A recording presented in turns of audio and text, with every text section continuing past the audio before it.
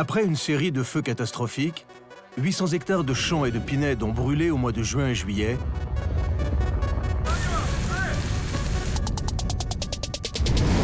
Épuisés et surpris, les soldats du feu ont repris l'entraînement de plus belle.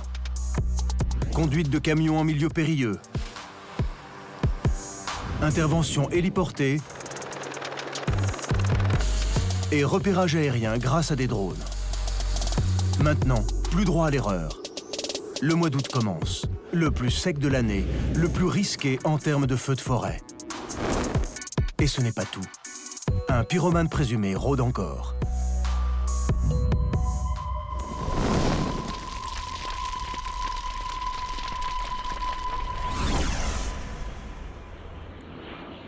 Un avion Dash-8 est en patrouille aérienne. Il repère sur l'horizon une fumée suspecte.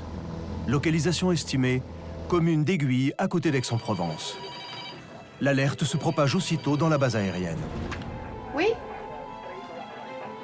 Pierre et Jean-Marc, les pilotes de Canadair, sont de garde. Ok. Il t'a donné une surface parcourue là, tout de suite ou pas encore? Ils sautent dans leur avion pour se rendre sur l'incendie.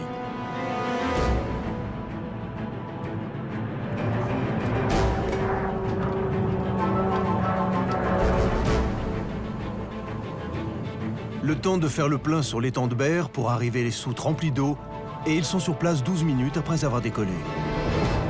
La réaction était très rapide. Pourtant, le feu s'est déjà propagé sur plusieurs kilomètres. Le théâtre des opérations, un massif forestier de grands pins sur un petit mamelon entouré de champs et parsemé de quelques habitations. Le contexte météo, un vent du nord-ouest, un Mistral établi avec des rafales jusqu'à 80 km/h. 2 hélicoptères bombardiers d'eau sont déjà à l'œuvre. Ils larguent à la lisière des flammes, sur le flanc gauche du feu. Ils se mettent de côté à l'arrivée des Canadair qui sont prioritaires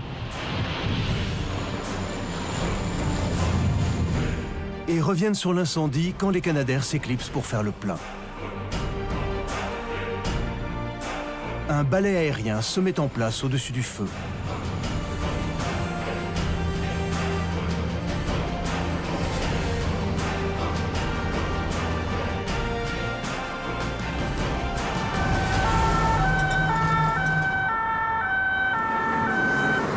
Le lieutenant-colonel Fonters fait partie des premiers arrivés au sol. Il prend le commandement des opérations et demande des renforts. Il est rejoint par Fabrice Mossé, de la caserne d'Aix-en-Provence, spécialiste des interventions en milieux inaccessibles. Moi, pour l'instant, à ma vue, j'ai 2 groupes et 2 moyens isolés. C'est à travers ses yeux que nous allons vivre tout l'incendie. J'étais au centre de secours à Aix, donc on a une vue plongeante sur toute la vallée. Et on a vu que ça partait très très fort et assez rapidement, et ça a pris de l'ampleur très très rapidement. Sur un incendie de grande taille, le commandant des opérations découpe le feu en 3 secteurs. Flanc gauche, flanc droit, secteur avant. Fabrice Mossé prend la responsabilité du flanc droit. Le gros du feu s'est passé dans les 10-15 premières minutes et ça mangeait ce que ça devait manger. Parce qu'après ça redescendait et ça allait sur des terrains agricoles et sur des maisons. Mais c'est un feu qui est assez étroit, il ne s'est pas beaucoup élargi, hein, parce qu'il y a aussi le relief qui fait qu'il n'a pas eu le temps de s'écarter. Fabrice traverse la zone brûlée pour rejoindre son secteur. Il croise plusieurs camions dont les radios ne sont visiblement pas allumées. Ils éteignent les flammes à la lance, mais ils gênent 2 avions qui tournoient dans le ciel sans pouvoir larguer.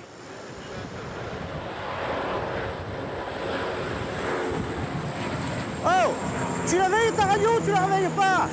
Veille ta radio, il y a un Canadair qui va passer. Là, tu dois le voir. 733. Garde-la près de l'oreille. Ouais, ça va. Ils sont où tes gars? Il y a un autre largage qui est prévu. Là, un largage de Canadair. Ils vont revenir dans 3 minutes, larguer, faire un dernier passage. Oh! Tu fais-le écarter ton camion là, parce qu'ils vont revenir là, dans 2 minutes. Il y avait des gars qui étaient en train de travailler et le chef de secteur a essayé de les contacter pour les faire reculer. et leur éviter de se prendre le largage sur la tête, ce qui pourrait être particulièrement dangereux compte tenu de la masse d'eau et de la vitesse à laquelle c'est projeté. Ça peut être extrêmement dangereux, voire même mortel. Avec diplomatie, les pompiers sont écartés et mis à l'abri. Le plus compliqué dans le rôle du chef de secteur, c'est de bien coordonner les différentes équipes, les engins et les personnalités plus ou moins coopératives. Je n'ai pas eu de vocation de sapeur-pompier de manière précoce, mais je me rappelle très très bien avoir eu un événement marquant dans ma jeunesse. Il y avait eu un très très gros feu dans les Alpilles, des arbres brûlés et des pompiers qui étaient à côté ne pouvaient pas tout éteindre. Et c'est quelque chose à laquelle je pense toujours. Si on peut éteindre un arbre, c'est un arbre de gagné. Un avion de surveillance survole le feu pour transmettre ses observations à l'état-major des pompiers. Il filme avec une caméra en image normale et en image thermique pour localiser les points chauds.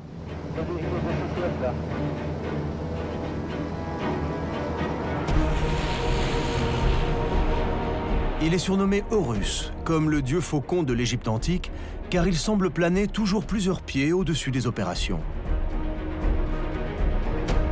La langue de feu s'étire encore et un nouvel incident survient. Une jeune sapeur-pompier de 19 ans est évacuée en ambulance vers l'hôpital d'Aix. Ça commençait à chauffer, il y avait pas mal de flammes, il y avait pas mal de fumée.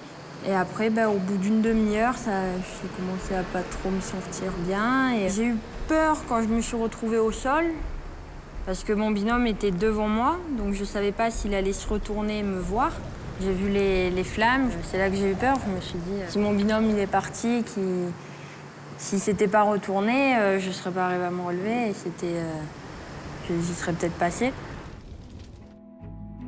Pour les pompiers qui sont toujours au front, le brasier se calme un peu. Les interventions des Canadair et des hélicoptères sont utiles, mais c'est finalement la géographie des lieux et le vent qui amènent le feu à venir buter sur une zone défrichée. Privé de combustible, il perd en intensité et s'étouffe progressivement. Le feu est passé très vite et très fort. Il a rasé la moitié de la pinède qui couvrait cette colline.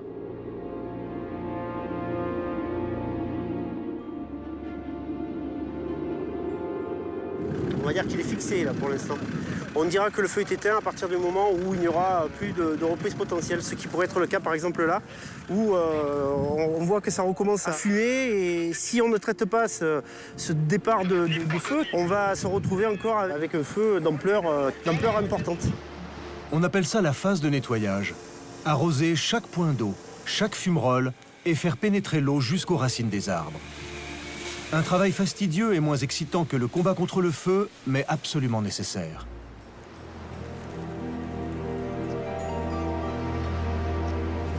Tiens, regarde une reprise là. Regarde, tu vas voir. Ça, c'est une reprise. Non, sérieux, attends. Je vais le faire. Protège-moi, tiens au bord. Oh, si tu as une reprise là, on est comme des cons là. Merci, messieurs. Le noyage est un combat de tous les instants. Parce que les flammes, c'est porteur, c'est valorisant, mais le noyage... Fabrice Mossé fait le tour du brûlé pour évaluer les dégâts. On va aller chercher la pizza. Ça, c'est le mangeoire pour les sangliers qui était posé par les chasseurs. Et depuis tout à l'heure, ça sentait la pizza. On se demandait pourquoi. Enfin, ça sentait, tu vois, le grillé. Et tout simplement parce que ici, tu vois, il y avait un tonneau de blé qui est en train de brûler. Donc ça fera pas de popcorn parce que c'est pas du maïs, mais c'est ça qui sentait voilà, la pizza. Un peu déboussolé, un homme parcourt la pinède en cendres. Bonjour monsieur, vous êtes Propriétaire. D'accord. Donc le propriétaire d'où de La Barbelée. D'accord. Bon, en ce qui concerne ce secteur-là, j'ai un de mes camarades qui s'occupe de vous, on va dire, avec les moyens qui sont ici. Ils vont faire le noyage, donc il n'y a plus de risque que, a priori, il y ait de reprise de feu, mais on va faire en sorte que tout ce qui... Aussi, ouais. Non, mais toutes les maisons, il y a du monde là-bas, hein, c'est moi qui m'en occupe. D'accord. Parce Donc- que là, j'ai la maison aussi qui est pas là, qui est vide, mais qui est protégée. Ah oui, mais vous avez des gars qui sont autour et on fait ce qu'on appelle le noyage afin d'éteindre toute trace de feu. Très bien, merci. Je vous en prie, monsieur, bon courage.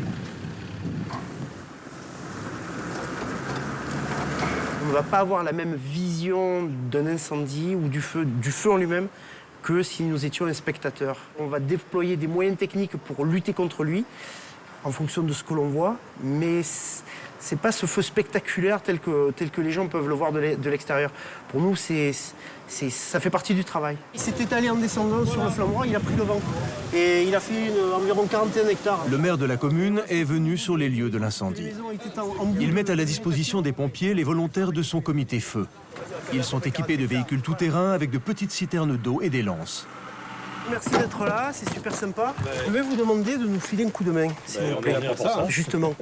Donc, comme on va concentrer nos moyens, alors, déjà on va en libérer, non pas parce qu'ils ont plus envie de travailler, mais c'est qu'il faut garder en prévision d'autres départs qui pourraient être ailleurs. Donc, toute la phase de surveillance, elle va être, on va dire, avec des effectifs un peu réduits. En revanche, votre présence va être très intéressante pour surveiller la lisière. Et la lisière, elle est au bord de la route. Donc, comme ça, vous allez nous filer un super coup de main. Si on peut vous aider, il n'y a pas de problème, on est venu pour ça. Eh ben, c'est gentil. Alors, c'est parti. Fabrice Mossé a placé tous les hommes disponibles de manière à sécuriser son chantier. Il s'autorise une minute de nostalgie en contemplant le paysage. Il y a 18 ans, vous nous avez envoyé sur un départ de feu assez virulent sur l'Arbois. C'était à l'endroit où aujourd'hui tu as toutes les maisons. Donc, tu vois, on s'est un peu levé l'âme pour éteindre le feu, ce qui est tout à fait normal. Et puis, quelques années plus tard, une ville nouvelle carrément à l'endroit où on s'était battu pour que la nature puisse conserver ses droits. Alors, je dirais pas que c'est frustrant, mais c'est la vie.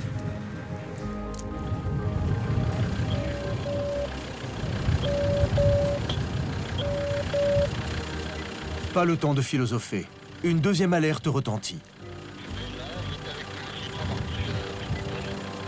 Tu n'engages pas tes engins, vous êtes désengagé de mon chantier, vous passez au PC, on va vous donner une mission sur Martigues. Tu vas reconditionner, tu pars sur Martigues. 2 salons, 3 Martigues. 3 salons, 3 Martigues. Un départ de feu apparemment virulent sur Martigues, donc quand même à quelque chose comme 50-60 km d'ici.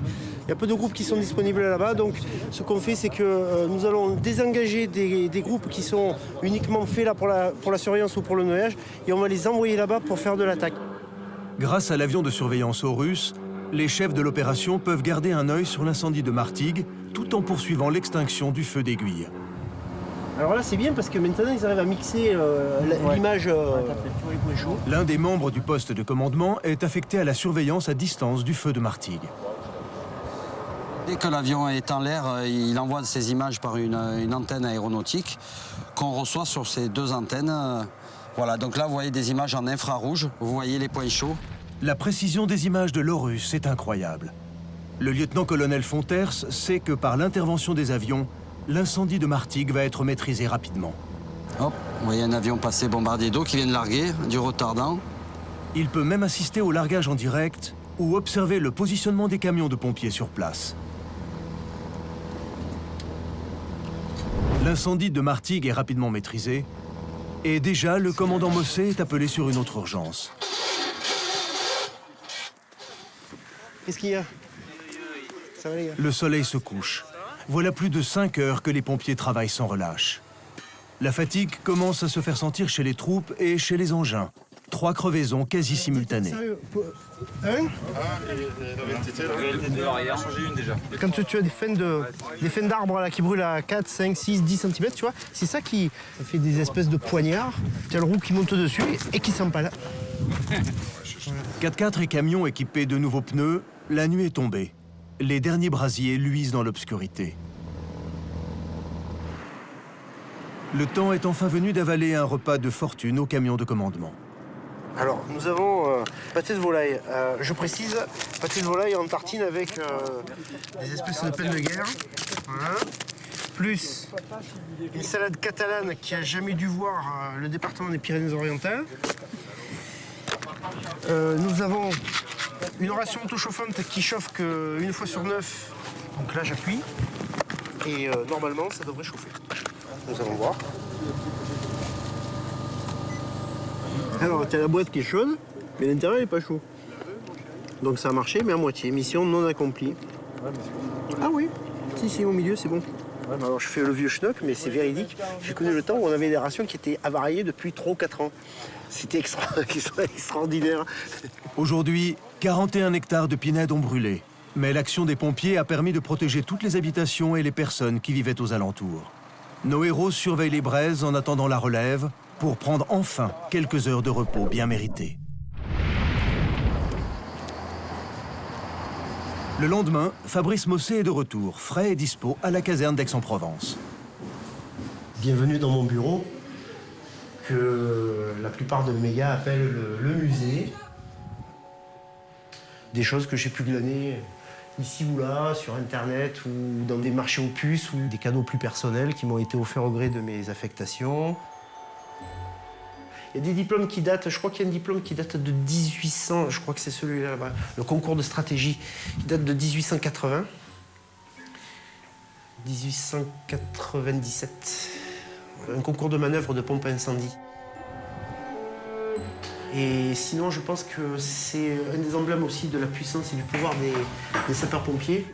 C'est un sabre briquet qui était porté par les sapeurs-pompiers, je pense, dans les années 1850. Je suis tombé tout à fait par hasard dedans. La première fois où je suis allé voter, le gars qui vérifie à l'entrée l'identité des gens et qui était un employé municipal qui était sapeur-pompier volontaire m'a demandé, c'était pour les élections de 1988, il m'a demandé si ce que je faisais cet été-là. Je lui ai dit rien, il m'a dit « t'as qu'à rentrer chez les pompiers ». J'y suis allé et j'y suis resté. Après 10 ans comme sapeur-pompier de Paris, Fabrice Mossé est revenu dans sa Provence natale, où il a conquis ses galons de commandant à la caserne d'Aix-en-Provence. Je suis très... j'ai un peu de tradition de ce côté-là et je fais très attention à conserver l'emblème du corps, le drapeau du centre de secours principal d'Aix. Normalement, c'est le patron, mais bon, le patron m'en a confié la charge et je le fais avec grand plaisir. C'est une des dernières grandes casernes de France, avec une garde de plus de 35 personnels, ce qui ne se rencontre plus. Donc une ambiance particulière, très attachante, assez exigeante et vraiment une belle expérience. Mossé et le lieutenant-colonel Fonters se retrouvent comme chaque soir pour prévoir le travail du lendemain. Chercher des solutions compensatrices à la chose. On parlait des 11 000. On serait en capacité de faire un groupe 11 000 Ils sont en visioconférence avec l'état-major des sapeurs-pompiers et ce soir, une nouvelle exceptionnelle vient de tomber. Avant de reprendre leur envol, un accident de Canadair à Ajaccio. Une répétition de l'incident d'hier soir. Ce Canadair en partance pour Marseille termine sa course à quelques mètres de son point de départ. Son train arrière vient de casser. L'avion échoué va bloquer le trafic aérien pendant près de 5 heures. Redressé, le bombardier d'eau est escorté hors de la piste. Actuellement, une commission d'enquête ausculte l'appareil endommagé. En attendant le retour des Canadair dans le ciel, d'autres avions assurent la prévention incendie. Le colonel Grégory Allione est le directeur des sapeurs-pompiers des Bouches-du-Rhône. Les 12 Canadair cloués au sol, au cœur de la saison des feux de forêt, c'est un sacré revers pour lui. Donc logiquement, on a les 9 trackers, les 2 Dash qui sont toujours actifs. Je vais voir au niveau des gares, du guet aérien armé, comment ça se met en place. On n'hésite pas. Départ de feu, on demande immédiatement du renfort. Vu l'état de sécheresse, etc., on ne va pas avoir les Canadair, donc il va vite falloir monter en gamme pour compenser ce dispositif-là. OK ? Le colonel Allione est inquiet, car il sait qu'il va devoir engager plus d'hommes pour compenser l'action des Canadair, alors qu'une semaine de fort Mistral s'annonce. Les massifs des Bouches-du-Rhône sont très dangereux, pour 2 raisons. Ils sont exposés de manière importante au vent dominant qui est le Mistral. Et on sait très bien que ce qui fait le premier dégât, c'est la fumée. Donc on a la fumée à hauteur d'homme. Donc les premiers impacts, c'est pour les hommes, c'est pas pour les Canadair, c'est pas pour les oiseaux, c'est pour nous-mêmes. Il reste les avions Tracker et Dash sur lesquels les pompiers pourront compter, mais les Canadair sont clairement les plus efficaces. En leur absence, il faut à tout prix proscrire le moindre comportement susceptible de mettre le feu aux poudres.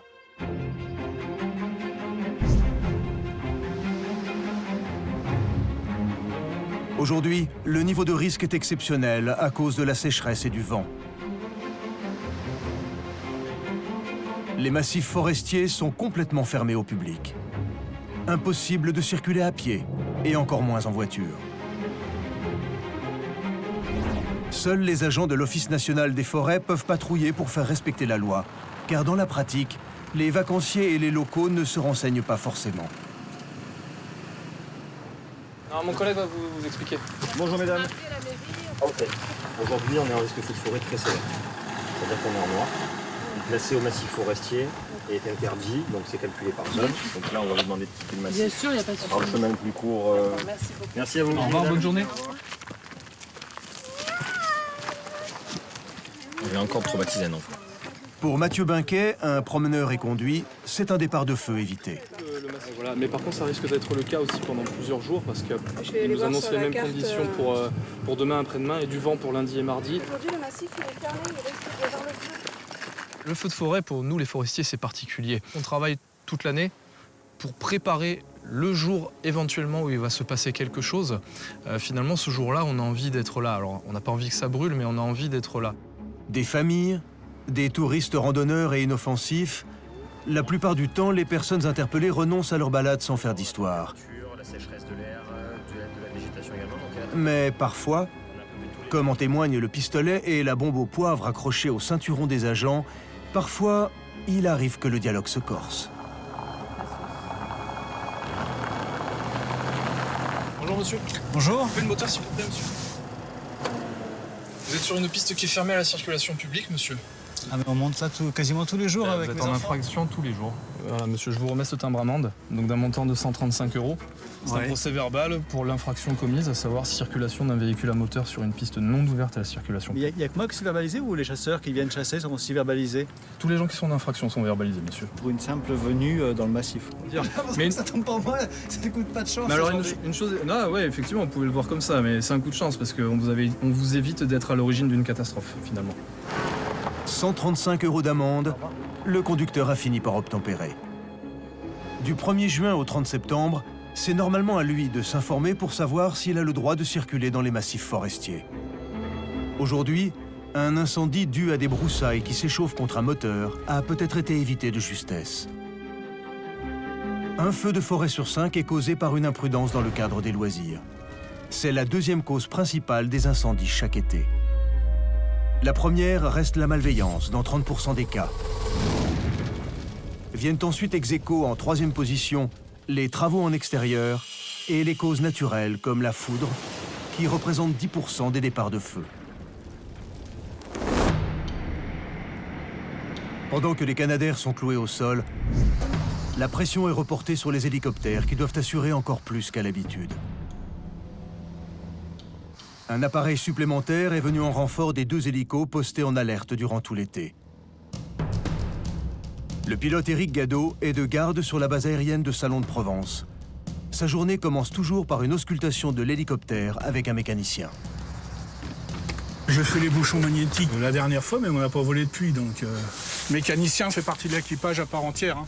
C'est ma moitié professionnelle, on va dire. S'il n'est pas là, la machine ne vole pas. Tous les jours, il fait une visite journalière qui est obligatoire, qui est valable 24 heures, où il épluche tout, il en a à peu près pour une demi-heure, 3/4 d'heure. Bouchon magnétique, en gros, c'est ça. Donc ça baigne dans le circuit d'huile. Et si jamais le moteur limaille, il y a des particules métalliques qui partent de tout ce qui est engrenage, pompe et tout, etc. En fait, cette partie-là est aimantée, ça vient se déposer dessus et du coup, quand on l'enlève, si ça limaille, on le voit. C'est une image du vieillissement du moteur, en fait.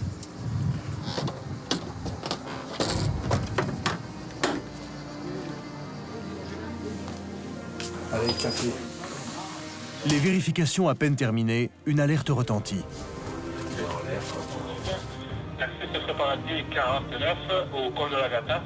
C'est la première saison d'Éric dans la région. Ouais, c'est quoi? C'est 8-10 minutes de vol, tout cassé. Il prend le temps de vérifier l'adresse et fonce vers sa machine. J'ai pas trop la connaissance du terrain, on va dire. Pour tout ce qui est précision de navigation, j'ai un cadre pompier avec moi qui est censé me guider. Mais bon, c'est très facile, hein. Quand on part d'ici, il suffit d'aller sur la fumée et généralement, on la voit de loin.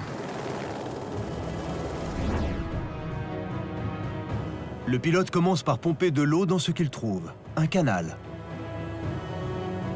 Il remplit sa caisse blanche de largage. Il faut à peine 1 minute et Éric repart en direction de la fumerole. Les pompiers sont tellement sur le qui-vive que le départ de feu est déjà mouché le temps que l'hélicoptère arrive.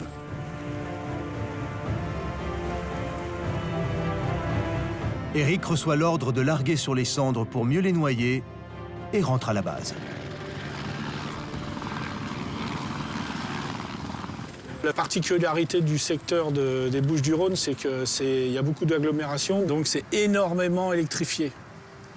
Donc ça, les lignes électriques et moi, on n'est pas très copains. Donc tous les pilotes d'hélico vous le diront, hein, c'est le plus gros danger en travail aérien à basse altitude. Donc quand vous associez sur un incendie les lignes électriques, le vent, le soleil rasant, plus la fumée, toutes les conditions sont réunies pour que ça se passe mal. Sans vous, on aurait des morts. Sans vous, on aurait plus de morts, on va dire. Dans la bécane, il fait chaud aussi. Hein. Quand on est sur des gros feux, que ça se coupe bien et tout, le soir, on rentre, on est rincé. Hein. Pas de répit pour les hélicos. Une nouvelle alerte est signalée à la radio. Allez, hop, c'est parti. Ça y est, chef, on est prêt. Hein. L'officier pompier embarqué qui est avec Eric, c'est Philippe Delquier. Il tente de guider le pilote de son mieux. C'est pas le feu en lui-même, c'est l'action. L'action qui est exaltante parce que elle nous stimule. Pour autant, on ne peut pas dire qu'on a plaisir à voir brûler la forêt. C'est ce combat contre la destruction qui lui-même est exaltant. Cette fois, le feu est plus conséquent.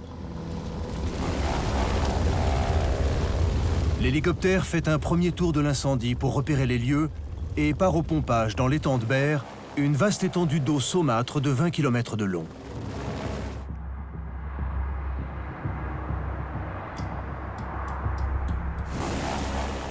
Il revient chargé de 1000 litres d'eau qu'il largue à la lisière des flammes, à la limite entre le feu et la végétation verte.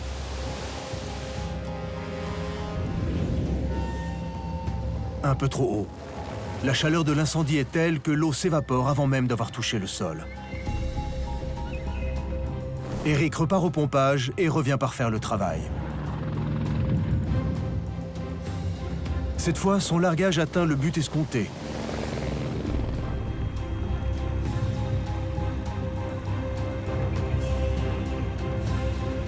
Le binôme enchaîne les rotations une fois, 2 fois, 6 fois, jusqu'à ce que le feu soit vaincu.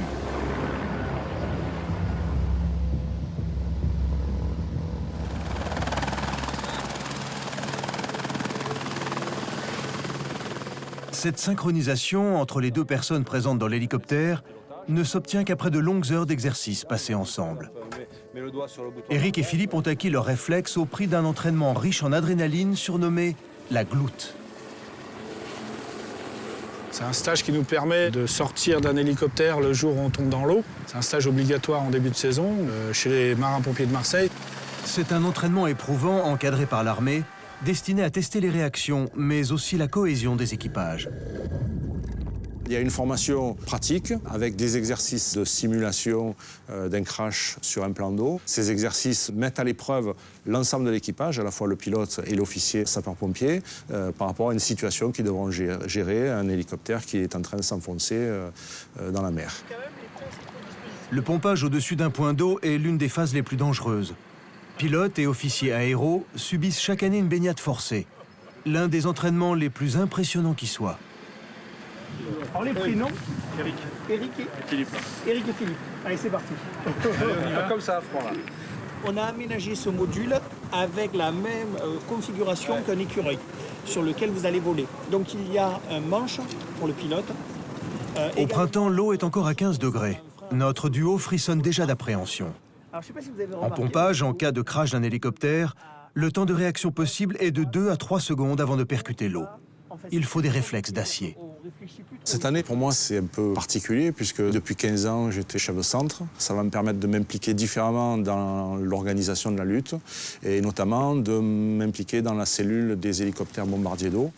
le but de ces ceintures, c'est de vous protéger des impacts, donc de blessures que vous allez, que vous pouvez avoir au moment de l'impact.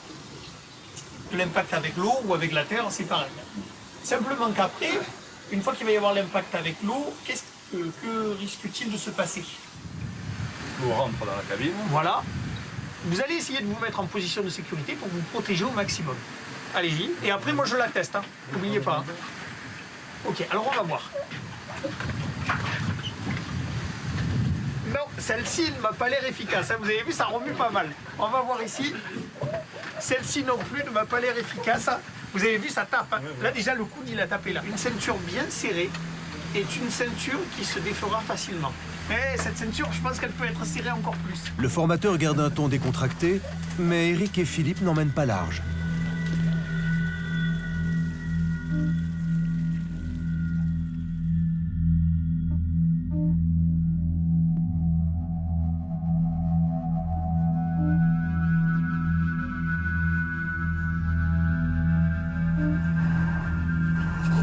Allez, attention, atterrissage forcé. Préparez-vous.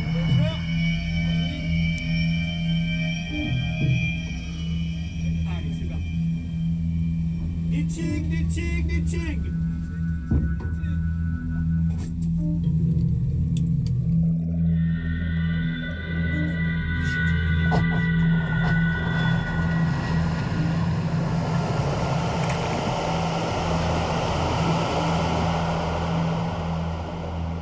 En quelques secondes, la cabine est submergée. Eric et Philippe se retrouvent en apnée, vissés à leur siège par leur ceinture. Les bulles et l'agitation rendent la visibilité quasi nulle. Comme dans un vrai hélicoptère, ils doivent réussir à éjecter la portière et la fenêtre pour se libérer de ce piège sous-marin. La fenêtre côté pilote est trop étroite. Eric renonce et passe par la porte.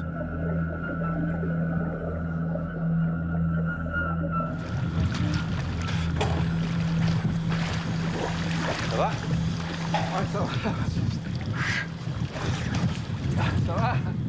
Toi, c'est pas la première fois que tu le faisais? Non, c'est la deuxième, mais il y a 10 ans que je l'ai fait. Donc, disons que moi, je suis un peu costaud. Alors, sur le simulateur, c'est vrai que le hublot est pas très grand.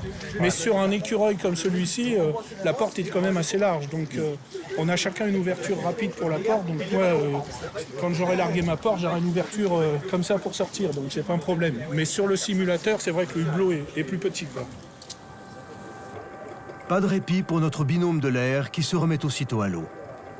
Cette fois, l'exercice se corse. Ils ne doivent pas seulement réussir à sortir de cette carcasse métallique, non.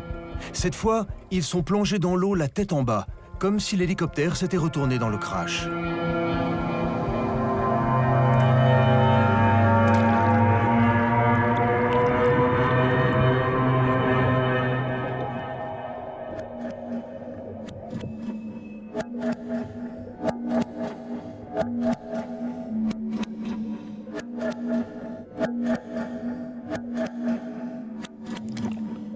À l'envers, dans l'eau, il est impossible de se repérer. On perd instantanément toute notion de bas et de haut. Un exercice très angoissant.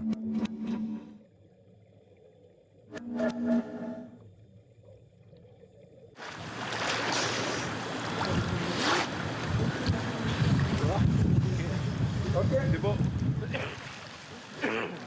Est-ce que vous avez ressenti une perte de repère? Complètement. J'ai failli me gourer de porte. J'ai dit, tiens, j'ai voulu partir de son côté, oui. Puis je me suis rendu compte que c'était la mienne. Donc je suis reparti de l'autre côté pour sortir par son côté. Et alors, à un moment donné, est-ce que tu as senti ma main? Pour te diriger, je t'ai même fait ça. Non, j'ai pas vu. Parce que tu partais vers la queue. Ouais. À 56 ans, c'est pour Philippe Delquier un vrai défi personnel de retourner sur le terrain en tant qu'officier aéro sur les hélicoptères. C'est intéressant. Sa jambe, elle est là, il sait où elle est. Si sa main glisse le long de sa cuisse, il sait que quand il va arriver au niveau du genou, la poignée, elle n'est pas loin. Mais j'ai trouvé que l'exercice est très réaliste déjà.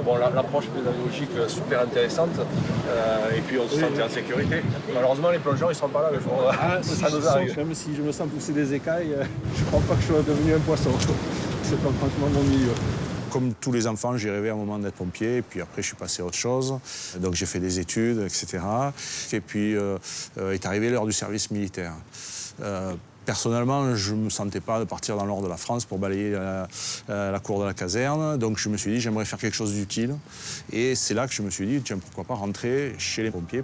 On trouve au sein de la profession tout un tas de valeurs qui me sont chères, l'esprit d'équipe, la cohésion, l'engagement, le don de soi, l'abnégation. Et de l'abnégation, avec les départs de feu qui se multiplient, il va en falloir cet été.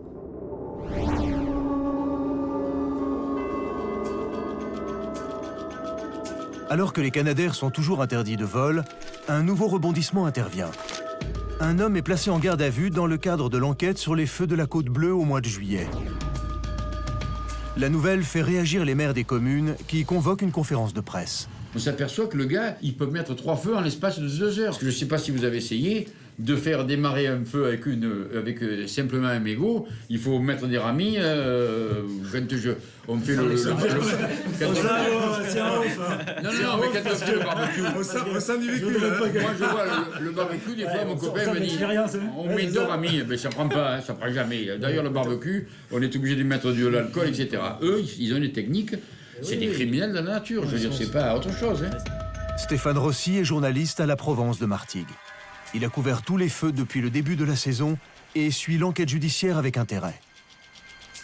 Les policiers ont commencé à cerner un petit peu le profil psychologique de l'individu, c'est-à-dire que c'est quelqu'un qui semble passionné par les feux. Il revient voir, après avoir mis le feu, il vient voir effectivement si ce qu'il a fait a bien commis les dégâts qu'il espérait. Il y a une expertise psychiatrique qui a été diligentée, donc les premiers résultats montrent qu'a priori l'homme est responsable de ses actes. C'est un agent qui est chargé du nettoiement. Pendant 48 heures, il avouait rien, il expliquait que peut-être il avait jeté un mégot de cigarette, peut-être il avait mis le feu, mais bon, c'était absolument pas volontaire. Et puis en fin de garde à vue, a priori, le gars a complètement craqué, donc il a avoué. Le pyromane présumé est sous les verrous, mais les feux n'ont pas cessé pour autant. Allô? Oui, vous allez savoir si madame le commissaire était parmi vous. Oui. En plus de celui qui a fait 10 hectares, il y a eu d'autres feux déclenchés concomitamment. D'accord, ça fait des émules. On n'a jamais eu autant d'incendies, je crois, sur une période aussi réduite. D'accord, merci, à plus tard. Et tu vois, il y a eu un autre feu qui a été allumé, ils ont une garde à vue là, ici, là, derrière. Ça, c'est le feu d'hier soir, en fait. Hein. Et tu es au point de départ, là. Stéphane trie les photos de l'incendie de la veille avec son collègue. Pour eux aussi, cette saison feu de forêt est synonyme d'astreinte, de départ en reportage à toute heure du jour et de la nuit. Depuis que je suis ici, j'ai rarement vu autant d'incendies criminels en si peu de temps. C'est vraiment la première année. Rien que sur notre secteur, on a fait plus de 600 hectares pratiquement détruits par les incendies. Peut-être ce qui fait la différence cette année, c'est qu'habituellement, on ne se déplace pas forcément sur les incendies parce qu'ils ne font pas beaucoup de dégâts et le temps qu'on arrive, des fois, c'est rapidement éteint. Là, on a de suite des feux qui dégénèrent. Donc on se retrouve avec ce que les pompiers appellent des champignons atomiques. C'est des nuages en forme de champignons qui sont énormes. Et donc on se retrouve rapidement avec des incendies qui sont visibles à des kilomètres à la ronde. Comment informer sans susciter de nouvelles idées dans des esprits mal intentionnés? Un dilemme que Stéphane essaie de résoudre au quotidien. L'incendiaire, je pense qu'il n'a pas besoin de voir dans le journal qu'il y a des feux pour agir. En revanche, on espère toujours que ce qu'on fait, ça pourra éviter certains comportements, notamment pour tout ce qui est feu accidentel. On est là aussi pour rappeler qu'un mégot, ça peut déclencher un incendie. Donc si ne serait-ce que s'il y a une personne qui se dit « je ne veux plus le faire », on aura réussi à faire passer un message. Journalistes et pompiers restent sur le qui-vive. Heureusement, le bruit court depuis quelques jours que les Canadair pourraient reprendre les vols prochainement. À l'école des sapeurs-pompiers, pour garder la main et réviser leurs acquis, les pilotes comme Jean-Marc Mathéo sont obligés de s'entraîner chaque année sur un simulateur par ordinateur. Tu as des points sensibles menacés sur le flanc droit et le flanc gauche. La finalité de notre mission, c'est participer à l'extinction des feux de forêt, avec tout ce qui est troupe au sol, les pompiers, etc. Voilà, c'est une coordination. Donc tout cet ensemble de moyens vont permettre d'effectuer correctement notre mission. L'une des difficultés majeures dans le travail des pilotes de Canadair consiste à bien se coordonner avec les pompiers au sol. Écoute, il n'y a aucun problème, on va se présenter sur le flanc droit pour les trackers et j'attends ton autorisation de largage. À l'école des pompiers de Velot, chaque corps de métier travaille dans une pièce séparée, face à un écran. L'ordinateur a recréé un feu très similaire à celui qui a dévasté la Côte Bleue il y a quelques semaines. Le commandement avec l'engagement du PC Transit et PC. Les pompiers doivent tester leur prise de décision. Chacun doit positionner ses troupes, communiquer avec les autres bataillons et adopter une stratégie commune pour éteindre le feu. T plus 2 heures, il va arriver au niveau d'un village qui est à côté de la mer. Le feu simulé par ordinateur est attisé par un puissant Mistral. Il faut être rapide et précis dans sa manière de communiquer. Comme dans la réalité, même les chefs se laissent gagner par l'attention, comme Jean-Pierre Skilari, responsable du groupement Feux de forêt. Autorisation de largage sur le flanc gauche. C'est un peu comme les militaires, ça. Ils n'aiment pas qu'il y ait la guerre. Mais quand il y a la guerre, hein, ils y vont et le taux d'adrénaline monte et c'est leur boulot. Je ne dis pas que c'est leur passion, mais ils vivent pour ça. Et nous, c'est pareil pour les feux. On ne montre pas que ça boule, mais on sait que ça boulera. Jean-Jacques Pourchier fait partie des formateurs. Et il n'hésite pas à secouer les troupes qui mettent trop de temps à réagir. C'est toute la transmission que je vais essayer de donner. Ce n'est pas faire peur aux sapeurs-pompiers, loin de là. C'est de remettre un petit peu à niveau. Pourquoi je dis remettre à niveau? Parce que ça fait des années que nous n'avons plus connu de grosses saisons et que cette année risque de sortir de l'ordinaire. Où placer les hommes pour qu'ils ne gênent pas les largages? Comment accéder aux zones les plus reculées de la forêt pour éteindre les flammes? Autant de questions auxquelles doivent répondre les pompiers en très peu de temps et sans perdre leur sang-froid.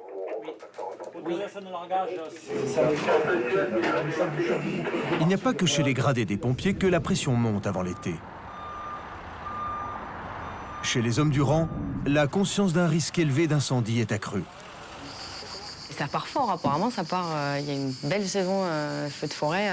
Quand on entend les bruits de couloir, c'est la première fois qu'il y a une activité opérationnelle feu de forêt aussi forte.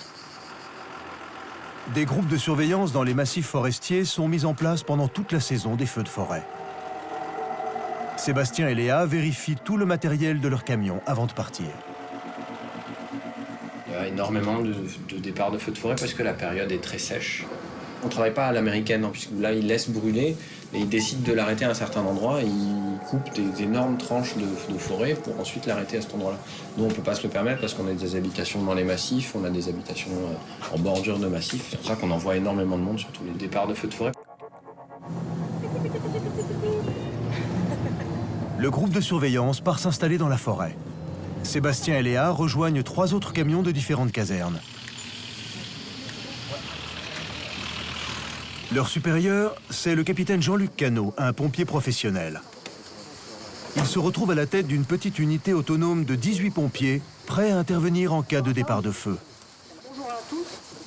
Le plus dur, c'est de manager les personnes qui vont être très excitées par la vue du feu, c'est-à-dire qu'ils vont vraiment être les premiers à vouloir aller à l'attaque du feu, et les personnes qui auront plus de crainte, donc vont prendre plus de repli. L'objectif, c'est d'arriver à faire travailler tout le monde sur le même niveau, à la même échelle, pour pouvoir travailler correctement. Sur les 9 zones, on est 8 zones en sévère.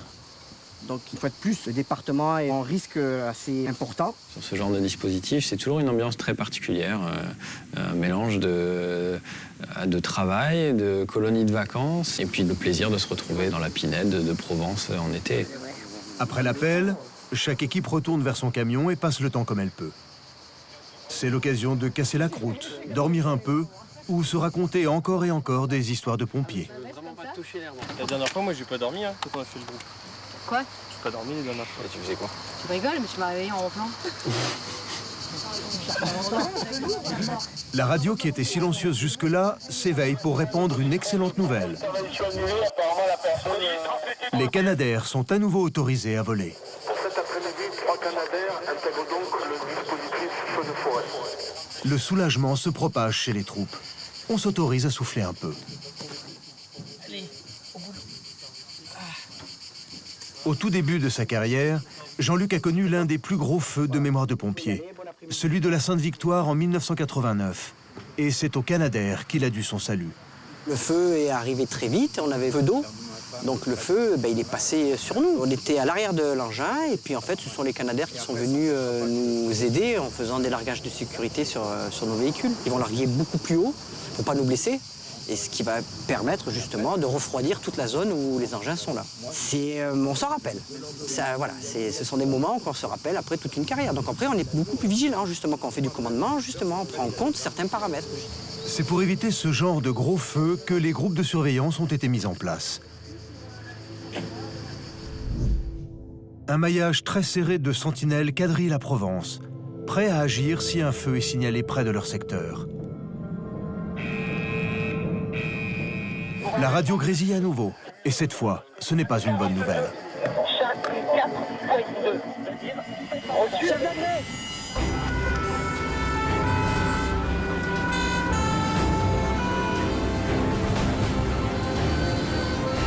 À 14 h, les avions en guet aérien donnent l'alerte. Une fumée suspecte s'élève au-dessus de Fos-sur-Mer, à l'arrière du grand port pétrolier. Le feu était très important. Tout le transit, déjà, on avait un panache énorme qui était visible à plusieurs kilomètres. Un incendie s'est déclaré dans la Pinède qui entoure une zone extrêmement dangereuse. C'est là que sont stockées les réserves de carburant pour toute la région de Marseille. Le feu serait parti d'un camion dont le système de freinage était défectueux. Il était sur le bas-côté de la route, juste à côté des cuves de stockage. Si les flammes parvenaient jusqu'à elles, ce serait un cataclysme. À l'état-major, Grégory Allion, le directeur des sapeurs-pompiers, suit le déroulement des opérations. Ce sont des industries avec du pétrole, des industries chimiques, avec un risque d'effet domino, parce que ce sont des sites quand même qui sont sensibles. Donc de vrais enjeux humains, de vrais enjeux naturels, mais aussi de vrais enjeux économiques. En urgence, 150 hommes sont dépêchés sur les lieux. Devant l'hélicoptère, devant. La technique choisie, arroser la végétation avec de la mousse plutôt que de l'eau. Ce mélange d'air, de produits extincteurs et d'eau permet de lutter contre les feux gras, car les hydrocarbures flottent sur l'eau. Je m'étais jamais trop posé la question de ma réaction face à des flammes. Avec un petit peu d'expérience maintenant, je me rends bien compte que c'est très dangereux, qu'il faut bien s'en méfier. Je ne suis pas particulièrement attiré par les flammes, c'est pas quelque chose qui m'excite plus que de raison.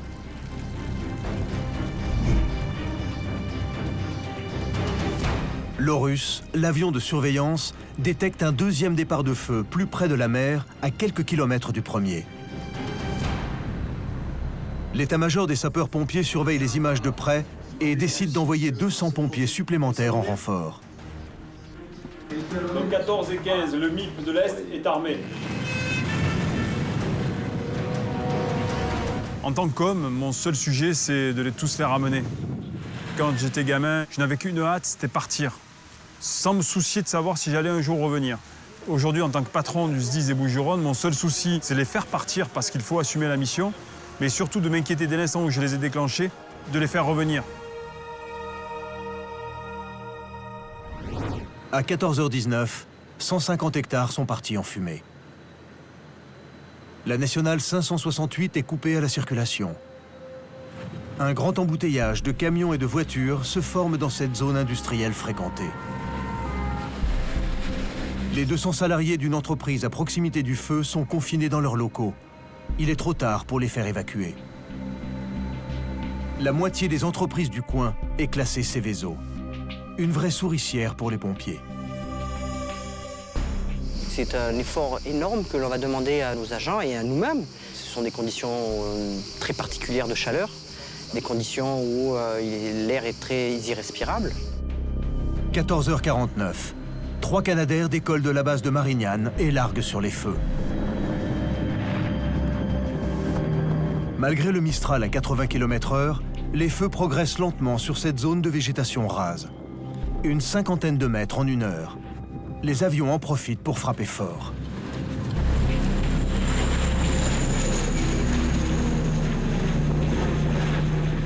Leur principal ennemi, les flamèches qui s'envolent et risquent de propager l'incendie en sautant par-dessus les pompiers. Parmi les points sensibles, un train de marchandises stoppé en pleine voie, dont les wagons sont remplis de matières dangereuses, et toutes les lignes électriques qui alimentent la zone. D'autres foyers se déclarent à cause de brandons qui s'envolent. L'un d'eux a mis le feu à un énorme tas de bois. Tous les camions sont déjà mobilisés sur les premiers brasiers.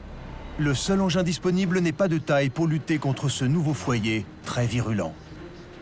Lui, il va suivre son chemin. C'est pas avec nos moyens en véhicule et en personnel que l'on arrive à éteindre un feu. On arrive à le canaliser ou à l'amener où on veut l'amener. 35 000 tonnes de poutrelles partent en fumée devant les pompiers impuissants.